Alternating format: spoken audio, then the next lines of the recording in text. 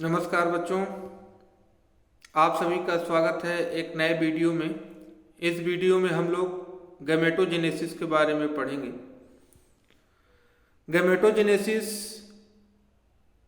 Primary sex organ male में testis और female में ओवरी से प्रोड्यूस होने वाला स्पर्म और एग्स का प्रोडक्शन गैमेटोजेनेसिस कहलाता है।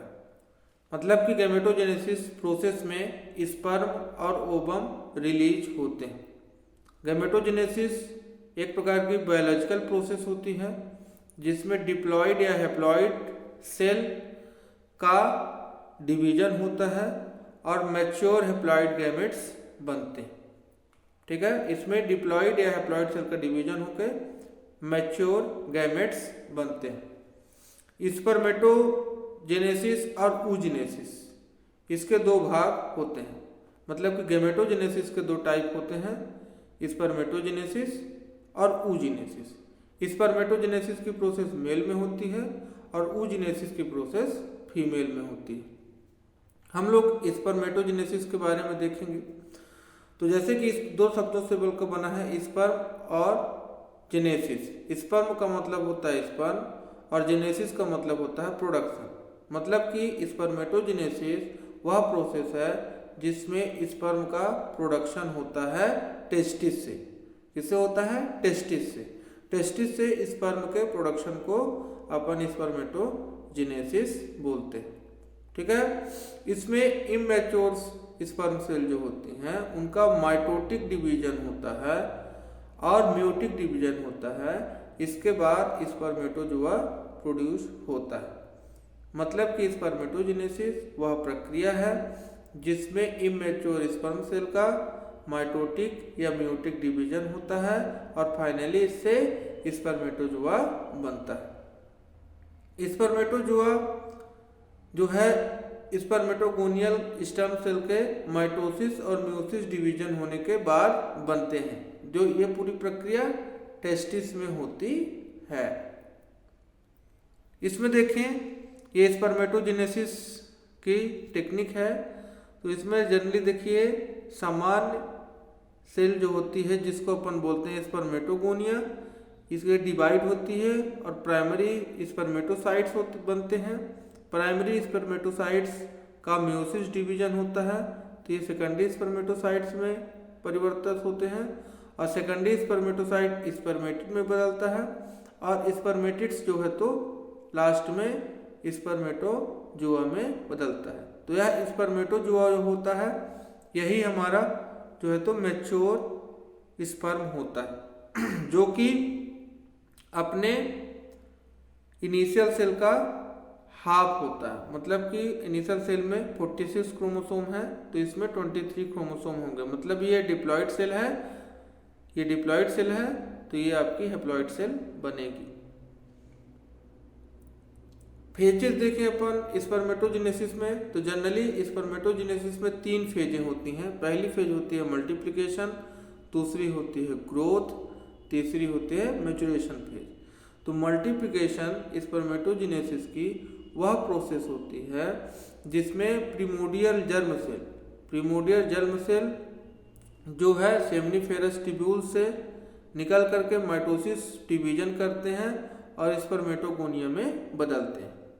ठीक है, मतलब कि मल्टीप्लिकेशन फेज में जो नाम से ही पता चल रहा है कि मल्टीप्लिकेशन, तो इसमें प्राइमोडियल जर्म सेल का मल्टीप्लिकेशन होता है जिसमें माइटोसिस डिवीजन होती है और स्पर्मेटोगोनियम बनता है।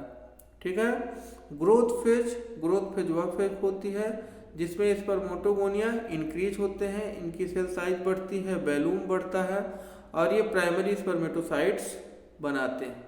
ठीक है, तो स्पर्मेटोगोनिया प्राइमरी स्पर्मेटोसाइट्स में बदल जाते हैं और डिप्लॉयड सेल रहती है जिसमें 46 क्रोमोसोम होते हैं। लास्ट स्टेज होती है आपकी मैच्योरेशन फेज। तो मैच्योरेशन फेज वह फेज होती है जिसमें प्राइमरी स्पर्मेटोसाइट्स म्यूसिस डिवीजन करते हैं और सेकेंडरी स्पर्मेटोसाइट्स में बदलते हैं। तो जैसा कि आप जानते हैं कि म्यूसिस एक लेस डिवीजन होता है। क्या होता है? Less division.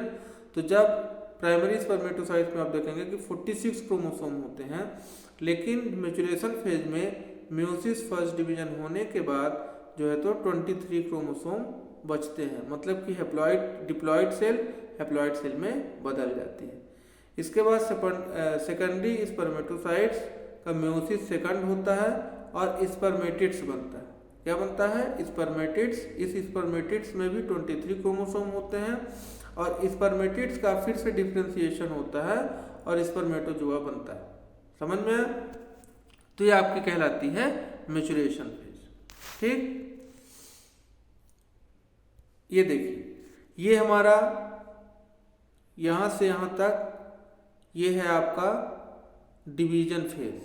क्या है ये? Division phase. तो इसमें जो हमारा स्पर्म होता है तो स्पर्मेटोगोनियम में बदलता है और स्पर्मेटोगोनिया से जो है तो प्राइमरी स्पर्मेटोसाइट्स बनते हैं। मतलब कि अगर इसमें 46 क्रोमोसोम है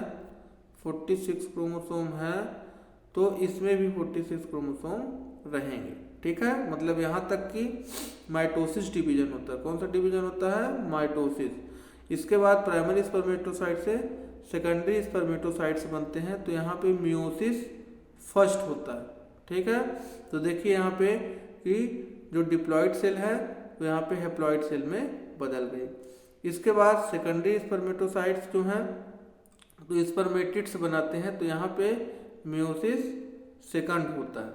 ठीक है, फिर स्पर्मेटिड्स जो है तो मैच्योर स्पर्म में बदल जाते हैं। जनरली एपिडिडाइमिस में, किसमें? एपिडिडाइमिस, यहाँ जो है तो मैच्योर सेल का प्रोडक्शन, मैच्योर स्पर्म का प्रोडक्शन एपिडिडाइमिस से होता है।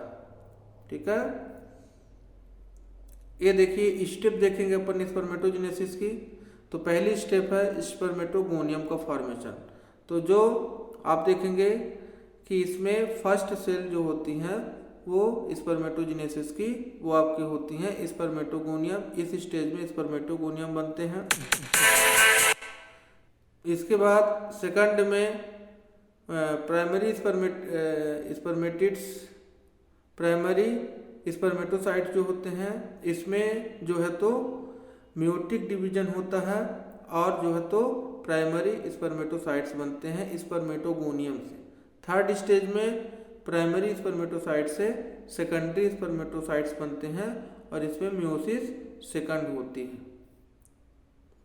ठीक है, इसके बाद फोर्थ स्टेज में स्पर्मेटिड्स बनता है सेकेंडरी स्पर्मेटोसाइट से और लास्ट में स्पर्मेटिड जो है स्पर्मेटोजोआ में बदल जाता है। ये स्पर्मेटोजोआ ही हमारा मैच्योर सेल होता है, मैच्योर स्पर्म होता है जिसमें हेड, नेक और टेल तीनों चीजें पाई जाती हैं।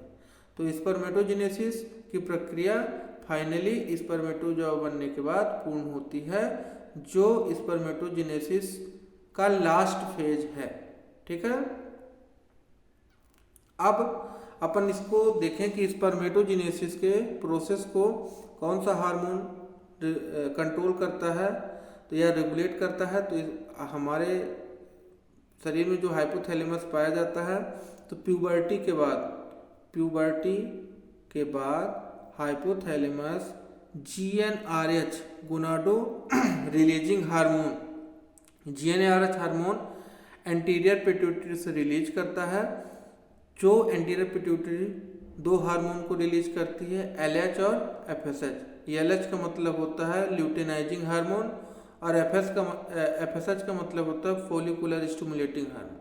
ठीक है, तो एंटीरियर पिट्यूटरी दो प्रकार के हार्मोन को रिलीज करती है। LH जो होता है वो लेडिंग सेल को एक्टिवेट करता है और FSH जो होता है वो सर्टोली सेल को एक्टिवेट करता है। तो लेडिंग सेल टेस्टोस्टेरॉन को रिलीज करती है जो मेल हार्मोन कहलाता है और सर्टोली सेल स्पर्मेटोजेनेसिस प्रोसेस को करती है। मतलब कि टेस्टिस के सर्टोली सेल में स्पर्मेटोजेनेसिस की प्रोसेस होती है, लेकिन जब मैच्योर सेल एपिडिडाइमिस में स्पर्म मैच्योर होता है, मतलब कि अगर कहें कि स्पर्म की मैच्योरिटी किस फेज में होती है तो अपन बोलेंगे कि स्पर्म एपिडिडाइमिस से जब निकलता है तब वो मैच्योरिटी में आता है। ठीक है, तो हमारे जो गोनाडो रिलीजिंग हार्मोन होते हैं। ये LH और FSH दोनों को रिलीज करते हैं जो हमारी स्पर्मेटोजेनेसिस प्रोसेस को कंट्रोल करते हैं। तो ये है आपका फाइनल स्पर्मेटोजेनेसिस की प्रक्रिया। ठीक है, किसी को कुछ समझ में नहीं आया होगा या कोई क्वेश्चन पूछना होगा तो हमको इनबॉक्स में कमेंट करिएगा। धन्यवाद। आपको अगर वीडियो अच्छा लगा हो तो प्लीज़ लाइक और सब्सक्राइब जरूर करें, जिससे आपको और भी वीडियो देखने को मिले। Thank you.